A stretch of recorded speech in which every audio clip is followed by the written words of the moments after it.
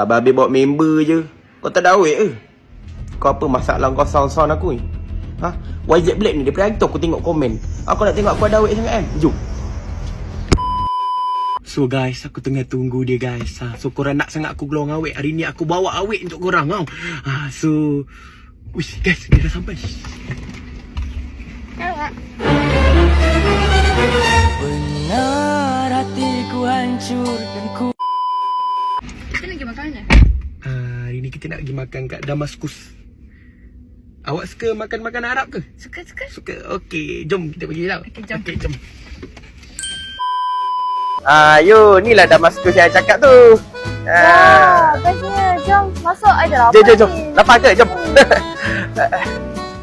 Sorry. Sari, you buat apa dekat sini? You dengan lelaki mana ni? Tak, tu driver I. Driver? Oh, driver cakap kat yang biasa-biasa tu kan? Oh, jom Driver? driver. Jom. Jom driver masuk. Weh, ni apa benda weh? Aku bawa satu perempuan ni ingat-ingatkan dia single. Tengok-tengok dia jadikan aku driver dia je. Tapi itulah aku panas gak tengok dorang sok-sok depan aku. Aku pun makan shawarma sambil tenung dorang. Tapi sekejap, aku ada nampak seorang perempuan ni tengah tunggu Damaskus. Inilah peluang aku untuk ngorak dia. Aku dah tak single guys. Okey, jom kita ngorak dia. You? Ya? You macam seorang je. By the way, I tengok you macam tengah tunggu Damaskus tu.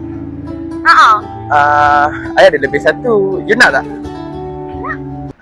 Nak. Ini siapa ni? Cleaner kot. Oh, clean. Tak bagi tahu Tak apa, terima kasih Jom.